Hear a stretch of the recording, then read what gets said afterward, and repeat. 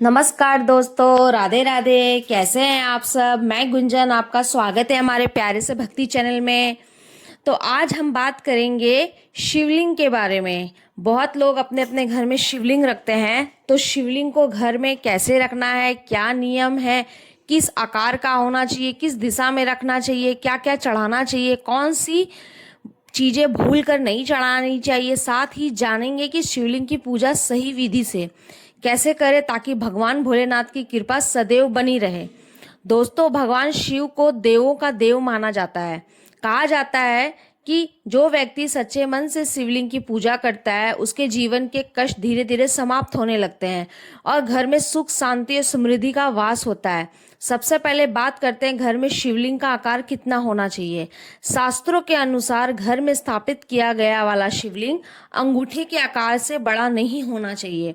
मंदिरों में बड़े शिवलिंग स्थापित किए जाते हैं, लेकिन घर में छोटा शिवलिंग ही शुभ माना जाता है।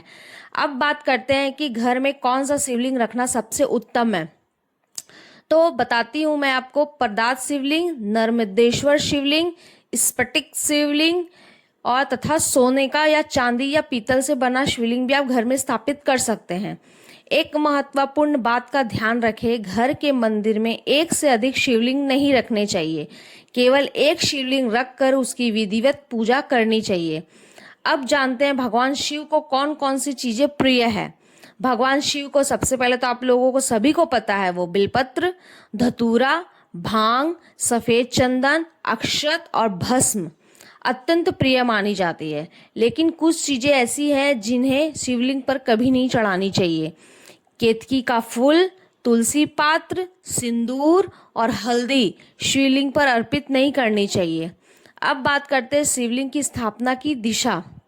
घर के ईशान कोण यानी उत्तर पूर्व दिशा में शिवलिंग स्थापित करना सबसे शुभ माना गया है। दक्षिण दिशा में शिवलिंग स्थापित नहीं करना चाहिए। शिवलिंग की जलाधारा की दिशा उत्तर की ओर होनी चाहिए। यह भी एक महत्वपूर्ण नियम माना गया है। दोस्तों, एक और महत्वपूर्ण नियम है कि शिवलिंग कभी सूखा नहीं रहना चाहिए। यदि संभव हो तो तांबे के पात्र में निरंतर जलाधार की व्यवस्था करें ताकि शिवलिंग पर जल गिरता रहे। अब सवाल आता है कि शिवलिंग के जलाभिषेक का क्या करें। तो जलाभिषेक का जल तुलसी में नहीं डालना चाहिए, इससे किसी अन्य पौधे या वृक्ष या बगीचे में अर्पित किया जा सकता है। दोस्तों, शिवलिंग के साथ नाग देवता रखना भी शुभ माना गया है। तांबा या पीतल का नाग शिवलिंग के साथ रखना जा सकता है। साथ ही शिवलिंग की पूजा कभी अकेले नहीं करनी चाहिए। गृहस्थ लोगों को शिवलिंग, शिव परिवार अर्थात माता पार्वती, श्री गणेश, कार्तिकेय, नंदी महाराज और नाग देवता के साथ भगवान शिव की पूजा करनी चाहिए। अब जानते हैं दैनिक पूजा की विधि। तो सबसे पहले जलाभिषेक करें। गंगा जल, दूध, चरणामृत से अभिषेक करें, जल अर्पित करें, धूप दीप जलाएं और ओम नमः शिवाय मंत्र का जाप करें। शिव चालीसा पढ़ें, महामृत्युंजय मंत्र या शिव स्तुति का पाठ पढ़ें। शाम को पुनः दीपक जलाकर शिव की आरती करें। दोस्तों, सबसे महत्वपूर्ण बात यह है कि यदि आप घर में शिवलिंग स्थापित करते हैं तो उनकी नियमित पूजा अवश्य करें। यदि संभव समस्या भाव के कारण नियमित पूजा नहीं कर सकते हैं तो घर में शिवलिंग स्थापित करने से बचना चाहिए, क्योंकि शिवलिंग का अनादर या अपेक्षा शुभ नहीं माना जाता है। तो आप लोग भी घर में शिवलिंग की पूजा जब भी करें तो एक लोटा जल जरूर चढ़ाएं और अंगूठे का आकार का ही शिवलिंग अपने घर में रखें और जलाभिषेक करें, भोग लगाएं, चंदन, अक्षत, लौंग तो मैं देखिए मैं अभी श्रृंगार कर रही हूँ। मेरे घर में भी जो है ये अंगूठे के आकार के ही हैं और मैं देखिए उनको अभी समी पत्र चढ़ा रही हूँ, फूल चढ़ा रही हूँ। लौंग तो आप लोगों को पता ही है, मैं लौंग चढ़ाती ही हूँ, डेली लौंग चढ़ाऊंगी। उसके बाद भगवान की पूजा करूंगी, फिर सभी लोगों की आरती करूंगी।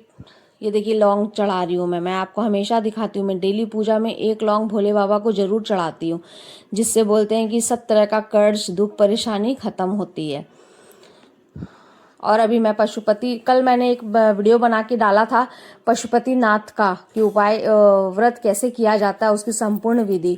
वो वीडियो भी आप लोग जरूर देखिएगा, क्योंकि पशुपति नाथ का व्रत बहुत ही चमत्कारी और बहुत ही फलदायक होता है। इसलिए उस वीडियो को भी ज़रूर से ज़रूर आप लोग देखिएगा। और घर में शिवलिंग कैसे रखते हैं, क्या पूजा करते हैं, क्या चढ़ाना चाहिए, क्या नहीं चढ़ाना चाहिए, ये भी आप ज़रूर इस वीडियो के माध्यम से देखिएगा। और छोटे छोटे उपाय मैं शॉर्ट्स के माध्यम से अपने चैनल पर डालती रहती हूँ, वो भी आप ज़रूर से देखिएगा। और मेरे चैनल पे अगर नए हैं तो चैनल को लाइक शेयर सब्सक्राइब जरूर कर दीजिएगा और कमेंट में हर हर महादेव जरूर लिखिएगा। आप लोगों को ये वीडियो कैसी लगती है ज़रूर बताइएगा। फिर मिलेंगे हम लोग नेक्स्ट वीडियो में। कल कुछ और लेके आऊँगी, या तो पशुपति का उद्यापन का लेके आऊँगी, या पुरुषोत्तम मास का, या कुछ भी एक जरूर लेके आऊँगी आप लोगों के लिए। चलिए फिर मिलते हैं हम लोग अगली वीडियो में। तब तक के लिए राधे राधे, हर हर महादेव, श्री शिवाय, नमस्तुभ्यम। सब अपने घर में स्वस्थ रहें, मस्त रहें। हर हर महादेव, बम भोले।